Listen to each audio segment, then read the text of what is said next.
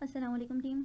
आज हमारे एक्सेल के मॉड्यूल का लेक्चर नंबर 1 है और हमारा जो लेक्चर है वो लेक्चर नंबर 7 है, यानी कि हमारी क्लास नंबर 7 है और एक्सेल का लेक्चर नंबर 1 है। आज हम डिस्कस करेंगे हमारे नेक्स्ट मॉड्यूल एक्सेल को। ठीक है, हमने पहले डिस्कस किया था माइक्रोसॉफ्ट वर्ड को और आज हम डिस्कस करेंगे माइक्रोसॉफ्ट एक्सेल को। ठीक है, इंटरफेस आपको दिखाई दे रहा होगा। इसकी जो टैब्स हैं और टूल्स हैं वो सब कुछ सिमिलर टू एमएस वर्ड हैं, जो कि एमएस वर्ड में हमने ऑलरेडी डिस्कस किया था। ऐसे ही हमारे पास यहाँ पर भी मौजूद हैं आपके पास टैब्स और टैब्स के डिफरेंट टूल्स, लेकिन इनमें डिफरेंस जो है वो कुछ चीज़ों का है। ठीक है, लाइक फर्स्ट ऑफ ऑल तो हम ये देखेंगे एक्सेल होता क्या है। एक्सेल आपके पास एक स्प्रेडशीट होती है, इलेक्ट्रॉनिक स्प्रेडशीट होती है, जिस पे आप वर्क कर सकते हो, अपनी कैलकुलेशंस कर सकते हो। ठीक है, किसी भी तरह का डाटा है उसको आप अरेंज कर सकते हो, ऑर्गेनाइज कर सकते हो। ठीक है, तो लेट्स स्टार्ट। ये अल्फ़ाबेटिक फॉर्म में जो आपको दिखाई दे रहे हैं ये आपके पास कॉलम्स हैं। ठीक है, और जो आपको फिगर फॉर्म में दिखाई दे रहे हैं ये आपके पास रोज़ होती हैं, यानी कि जो आपको हॉरिजेंटली दिखाई दे रही हैं वो रोज़ हैं और जो वर्टिकल दिखाई दे रही हैं ये आपके पास कॉलम हैं।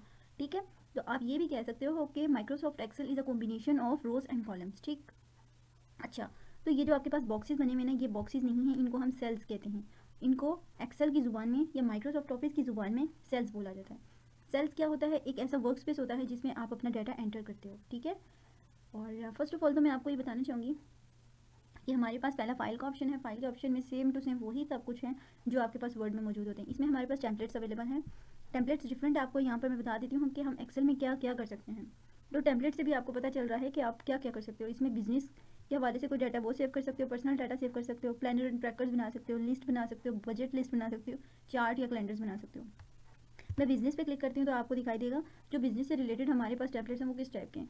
सो आप देख सकते हो कि बिजनेस से रिलेटेड हमारे पास चार्ट्स फॉर्म में आ रहा है, बार्स फॉर्म में आ रहा है और टेबल फॉर्म में आ रहा है। ठीक है, इसके अलावा बाकी आप लोग बाई सेल्फ इसको एक्सप्लोर करोगे तो आपको बेहतर अंडरस्टैंडिंग होगी। नेक्स्ट इसका टैब है होम का, सेकंड टैब है होम का। होम में आपको सब वही ऑप्शन मिल जाते हैं जो आपको एक्सेल वर्ड में दिखाई देते हैं। ठीक है, अच्छा, इसमें हमारे पास एक मेन डिफरेंस है, वो यहाँ पर ओरिएंटेशन का है। ओरिएंटेशन में ये होता है कि आप अपने टेक्स्ट को डायगनली ऐड कर सकते हो वर्टिकली। वर्टिकल का क्या मतलब होता है? उसको आप उल्टा कर सकते हो, उसकी पोजीशन चेंज कर सकते हो। लाइक अगर मैं यहाँ पर कोई चीज़ मेंशन करती हूँ, लाइक मैं यहाँ पर लिख रही हूँ, कोई किसी इंस्टीट्यूट का नेम लिख लेती हूँ, जैसे वर्चुअल ग्राफिक्स।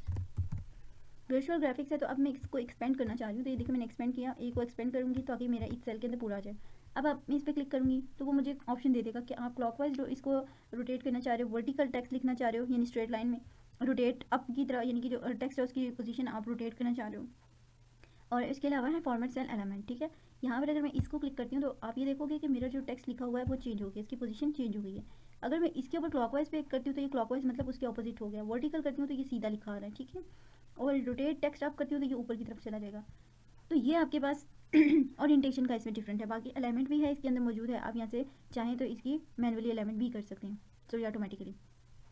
ओके, एक सेल है मेरे पास, इसको मैंने सेलेक्ट किया और मैं इसको बॉर्डर देना चाह रही हूँ, तो यहाँ से आप इसको बॉर्डर भी दे सकते हो। ठीक है, लाइक आपके सेल्स के अंदर बॉर्डर आ जाएगा। फिर उसके बाद है मर्ज एंड सेंटर।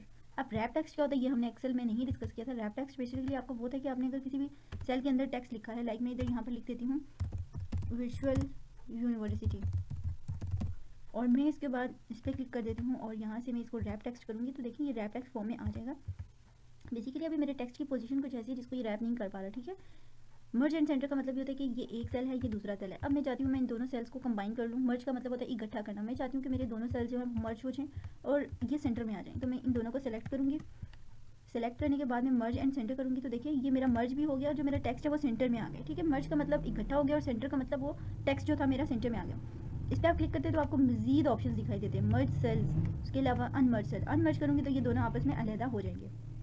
ओके, अब इसके बाद आप देखिए तो नंबर का सेक्शन आ जाता है। नंबर के सेक्शन पे आप क्लिक करेंगे तो आपको यहाँ पर नंबर्स के हवाले से जो डिफरेंट उनकी फॉर्म्स हैं वो दिखाई देती है। बेसिकली नंबर हमारा जनरल फॉर्म में होता है, नंबर हमारा वर्चुअल फॉर्म में भी होता है। अभी वो कह रहा है कि ये वर्चुअल यूनिवर्सिटी लिखा है, इसको अगर मैं नंबर फॉर्म में करूँ तो वो कन्वर्ट नहीं होगा। ठीक है, लाइक ये हमारे फॉर्मूलाज में ज़्यादातर हमें यूज़ देगा, ये ज़्यादातर हमें यूज़ आएगा। ठीक है, इसके बाद आप देखें तो ये आपको डिफरेंट करेंसीज और different text sorry number forms दी गई हैं। ठीक है, अब यहाँ देखें तो कंडीशनल फॉर्मेटिंग है।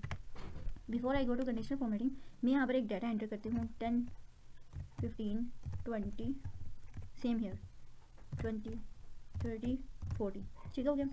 अब यहाँ पर लिख देती हूँ 30, 40 एंड 50 एंड 60। ठीक है, sorry 60 and here I will write 50। ठीक है, इसको सेंटर में कर लेते हैं, लाइक व्हाट इज दिस, इसको छोड़ दें।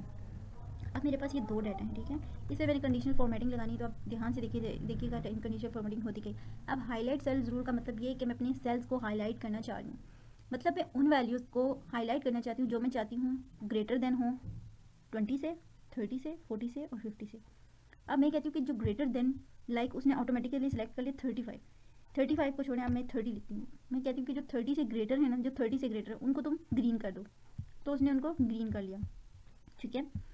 इसके बाद मैं दोबारा इन सबको सेलेक्ट करती हूँ और मैं कंडीशनल फॉर्मेटिंग में ये चाहती हूँ कि मेरे वो सेल्स जो कि 30 से कम हैं उनको तुम येलो कर दो, जो 30 से कम है, जितने भी हैं 30 से कम है उनको तुम येलो कर दो।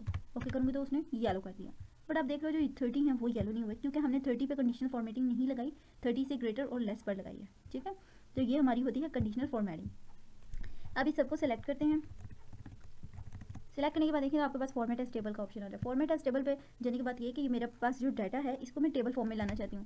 टेबल फॉर्म में लाने के बाद माई टेबल हैज हेडर। हेडर का मतलब ये कि अगर आपने ये 30-20 नंबर, यानी कि अगर इन पर आप सब्जेक्ट मेंशन करते हो कि मैथ के इतने नंबर हैं और इंग्लिश के इतने नंबर हैं और नीचे नंबर लिख देते हो, तो मैथ और इंग्लिश जो है वो आपके हेडर्स होंगे। तो मेरे टेबल पर तो कोई हेडर नहीं, मैं इसको ओके करूँगी तो ये कॉलम फॉर्म में आ गया, ठीक है। लेकिन हेडर में कॉलम 1 कॉलम 2 आ गए। अब मैं यहाँ लिख देती हूँ कि ये मेरे पास इंग्लिश के मार्क्स हैं और यहाँ पर मैं मेंशन कर देती हूँ मेरे पास मैथ्स के नंबर हैं, ठीक है। तो उसने यानी कि एक टेबल फॉर्म में बना दिया। इस पूरे को अगर मैं यहाँ से चेक करूँ तो यहाँ से मैं इस टेबल को फॉर्मेट भी कर सकती हूँ, इसको मतलब डिफरेंट भी शेप्स दे सकती हूँ, ठीक है। लाइक मैं चाहती हूँ मैं अपने पूरे टेबल को जो है वो अरेंज करूँ, तो यहाँ से मैं अगर टेबल डिज़ाइन पे जाती हूँ तो यहाँ से अगर मैं इसको ये वाला कलर देना चाह रही हूँ या फिर इस तरह का कलर देना चाह रही हूँ, व्हाटएवर आई वांट, ठीक है, मैं सेलेक्ट कर सकती हूँ। बट आप ये देख रहे होगे कि जो हमारे पास बाकी टेबल है वो ग्रीन और येलो ही है स्टिल। क्यों, क्या वजह? क्योंकि उस पर कंडीशनल फॉर्मेटिंग लगी हुई है। मैंने उसको एक ऑर्डर दिया था कि कंडीशनल फॉर्मेटिंग अप्लाई करो मेरे उन सेल्स पे जो कि ग्रेटर देन है 30 पे और लेस देन है 30। तो अब देखिए जो 30 उन पे तो कोई कंडीशनल फॉर्मेटिंग अप्लाई नहीं, इसलिए उनके जो टेबल टाइप है वो चेंज हो रही है, ठीक है। तो इस चीज़ से कंफ्यूज मत होगा कि भाई बाकी चेंज नहीं हो रही और यही चेंज हो रहे हैं, बेसिकली इसका मकसद ये है। फिर नेक्स्ट है इंसर्ट। इंसर्ट में आपका मतलब, इंसर्ट मतलब होता है ऐड करना। इंसर्ट का मतलब किसी चीज़ को ऐड करना या किसी चीज़ को मतलब कि शामिल करना। तो इंसर्ट सेल्स की बात करते हैं। तो आपको कह रहे हैं कि cell shift cell right, shift cell down, entire row, entire column, मतलब कि शिफ्ट सेल राइट के आप ये जो आपने सेलेक्ट किया इसके राइट पे सेल चाहते हो, इसके डाउन पे सेल चाहते हो, या इसके इंटायर, इसके साथ एक रो चाहते हो, पूरी रो चाहते हो, या इंटायर कॉलम यानी कि इंटायर कॉलम करते हो। मैं इंटायर कॉलम करूँगी तो देखिए मेरे पास एक कॉलम यहाँ पर तो नहीं आएगा ऑब्वियसली, इस पर करके देख लेते हैं, यहाँ पे करके देखते हैं, ठीक है। इंसर्ट किया, देखें मेरे पास इसके ऊपर एक पूरा न्यू जो है वो रो ऐड हो गई है, ठीक है। ये सारी रो मेरे पास ऐड हो गई इंसर्ट करने से। इंसर्ट का मतलब होता है ऐड करना, शामिल करना। फिर डिलीट का ऑप्शन है कि डिलीट से आप डिलीट सेल भी कर सकते हो, कोई भी सेल सेलेक्ट किया कोई ऐसा सेल जिसको आपको जरूरत नहीं है उसको आप डिलीट भी कर सकते हो। लाइक मैं अगर चाहती हूँ मैं ये सेल डिलीट करना चाहती हूँ, मैं डिलीट पे क्लिक करके डिलीट सेल्स करूँगी तो वो मेरे पास डिलीट हो जाएगा, ठीक है। ओके, इसके बाद मेरे पास है सेल स्टाइल। सेल स्टाइल का मतलब ये कि अगर मैं इस सेल पे क्लिक करती हूँ और सेल स्टाइल पे जाती हूँ तो यहाँ से अगर मैं यहाँ से कोई भी सेल लेती हूँ, कोई भी, यानी कि अब देखिए मैं अगर ये लेती हूँ इसके अंदर जो टेक्स्ट लिखा जाएगा वो भी इस तरह का हो जाएगा, और अगर मैं ये लेती हूँ इस पर मैं कोई टेक्स्ट लगाऊंगी तो वो भी चेंज हो जाएगा, ठीक है। ओके, उसके बाद है फॉर्मेट। फॉर्मेट में ये होता है कि आप अपनी जो सेल है, ये देखें ये सेल है ना, इसकी आप यहाँ से हाइट बढ़ाते हो, ठीक है। ये मैंने इसकी, सॉरी ये इसकी हाइट मैंने बढ़ा दी, ये बड़ा नहीं हो रहा क्योंकि पता नहीं क्या इशू आ रहा है। हाँ, इसको बड़ा करने के लिए हमें ये खींचना पड़ेगा, ठीक है। इसको मैं खींच के मैंने बड़ा कर दिया। इसको अगर मैं एक्सपेंड करना चाह रही हूँ तो वो इसके लिए मैं यहाँ से इसको खींच के एक्सपेंड कर दूँगी, ठीक है। तो ये मेरे पास क्या हो गया, फॉर्मेट हो गया। फॉर्मेट में आप देखें तो आपको डिफरेंट ऑप्शन दिखाई देते हैं। अब फॉर्मेट की बेसिकली डेफिनेशन हम चेक करते हैं तो कहते हैं चेंज द रो हाइट और कॉलम विड्थ, ऑर्गेनाइज शीट्स और प्रोडक्ट और हाइट सेल्स। यहाँ पर आपको डिफरेंट ऑप्शन दिखाई दे जाते हैं कि अगर मैं चाहूँ तो इस सेल को डिलीट करने के बजाय हाइट भी कर सकती हूँ। इस पर क्लिक करने के बाद फॉर्मेट पे जाऊँगी, फॉर्मेट पे जाने के बाद हाइट, और हाइट पे जाकर हाइट रोज कर दूँगी। तो मेरे पास बजाय इसके कि मैं डिलीट करूँ मैंने इसको हाइट कर दिया।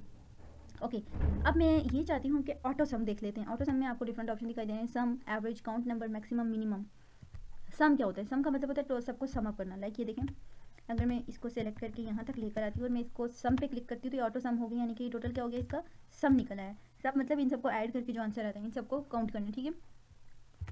अब मैं अगर देखूँ तो इस पर ये इसने काउंट कर लिया, इसको इस फार्मूला लगा लिया, ठीक है।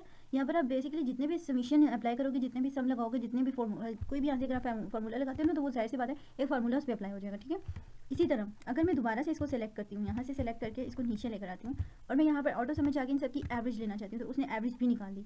उसके बाद ऑटो सम में जाने के बाद काउंट नंबर। काउंट नंबर का मतलब ये है कि मैं देखना चाह रही हूँ कि मेरे पास टोटल एंट्रीज जो है, टोटल डाटा है वो कितना है। लाइक हमारे पास 1 2 3 4 5 डाटा है, ठीक है।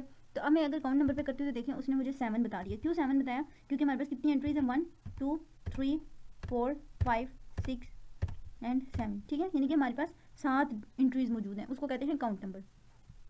अब यहाँ पर मैक्सिमम का मतलब ये है कि मैं अगर इस पूरे टेबल को सिलेक्ट करती हूँ, सेलेक्ट करने के बाद मैं ऑटो सम में जाके मैक्सिमम में देखना चाहती हूँ कि इसमें बड़ा नंबर कौन से मैक्सिमम करूँगी तो वो आपको बता देगा कि इस रो में 150 सबसे बड़ा है और इस रो में हमारे पास 60 सबसे बड़ा है। इसी ऑटो सम पे जाकर मैं मिनिमम करती हूँ कि छोटा नंबर कौन सा है, तो छोटा नंबर वो आपको बता देगा इस पूरी रो में, पूरे कॉलम में 7 सबसे छोटा है और इसमें सबसे छोटा 15 है। ठीक है, तो ये हमारे पास आज के फंक्शन से जो कि हमने इनको चेक किया है। और उसके अलावा हमारे पास ये है filter and sort and filter. Sort and filter का मतलब ये है कि अगर आपके पास एक डाटा हो, उसमें आपके पास लाइक मतलब ये 10 जो है वो मेरे पास काफ़ी दफ़ा आ रहा है, लेकिन उसके दरमियान में कुछ नंबर्स आ रहे हैं और मैं उसको चेक नहीं कर पा रही कि मेरे पास 10 कितनी बार आ रहा है। मुझे 10 की एंट्री चाहिए, ठीक है, तो मुझे सिर्फ 10 नंबर चाहिए कि मैं देखना चाहती हूँ कि मेरे पास इधर 10 की कितनी एंट्रीज है। मैं 10 पे क्लिक करके 10 वाले सेल को सिलेक्ट करके राइट क्लिक करूँगी, फिल्टर पे जाऊँगी, फिल्टर पे सिलेक्टेड सेल वैल्यूज़ करूँगी, ओके करूँगी, तो जितने भी 10 मौजूद हैं टेबल में वो उसने सारे मुझे सेलेक्ट करके दे दिए हैं। अब देखिए यहाँ पर आप क्लिक करेंगे ना इसके ऊपर, तो क्लिक करने के बाद वो आपको कहेगा कि आप किस पे लगाना चाह रहे हैं फिल्टर। मैं चाहूँ तो 10 से रिमूव करके 68 को करूँगी, तो वो 68 को ही सिलेक्ट करके मेरे पास सामने ले आएगा। फिल्टर लगाना मतलब जैसे फिल्टर लगा के आप कोई भी चीज़ फाइंड आउट कर लेते हो, a short way to find out something, ठीक है, उसको हम क्या कहते हैं, फिल्टर कहते हैं। अच्छा जी, इसके बाद यहाँ से आप देखें तो क्लियर का ऑप्शन है, वो ये कि क्लियर आल, कोई भी फॉर्मेटिंग लगाई है तो इस पर आप ये नहीं कि फिल्टर लगाए तो वो क्लियर हो जाएगा, ठीक हो गया। उसके बाद फाइंड, यहाँ से अगर आप कंट्रोल F करके यहाँ पर फाइंड आउट करते हो 30, नेक्स्ट करोगे तो ये जहाँ जहाँ 30 हो गई आपको वहाँ वहाँ बता देगा। फाइंड नेक्स्ट करोगे तो वो नेक्स्ट 30 को लिख कर आपके सामने ले आएगा।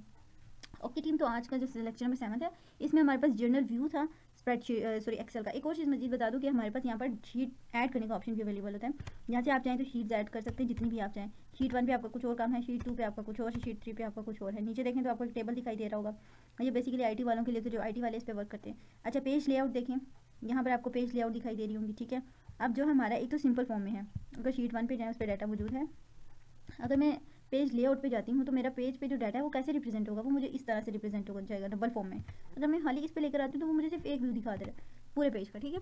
तो बेसिकली हमारे पास ये चीज़ें होती हैं। और नीचे ये आपको जो ये दिखाई दे रहा है, ये नीचे हमारा स्टेटस बार होता है, ठीक है। ये हमारा क्या होता है, स्टेटस बार होता है। ये जो आपको नीचे करके दिखाई दे रहा है इसको हम स्टेटस बार कहते हैं। वेट लेट मी शो, अगर मुझे मार्कर शो हो जाए तो मैं इस पर आपको दिखा दूँ। मार्कर शो नहीं हो रहा फिलहाल मेरे पास। ये जो नीचे जहाँ हमें माउस पेज में, इसको हम कहते हैं स्टेटस बार, ठीक है। ये हमारे पास ऊपर जो होता है इसको हम फार्मूला बार कहते हैं। ये जो है ये फार्मूला बार है। FX का मतलब होता है कोई फार्मूला ऐड करना, ठीक है। ये क्या होता है हमारे पास बेसिकली फार्मूला बार, और नीचे जो होता है उसको हम कहते हैं स्टेटस बार, ठीक हो गया। और ये पूरी जो आपके पास है ये स्प्रेडशीट है और इसको हम वर्क स्पेस भी कहते हैं, ठीक है। और फिलहाल बाकी हम डिस्कस करेंगे इंशाल्लाह कल। आज के लिए इतना ही था, सब अपना ख्याल रखिएगा, मिलते हैं नेक्स्ट लेक्चर में। अल्लाह हाफिज़।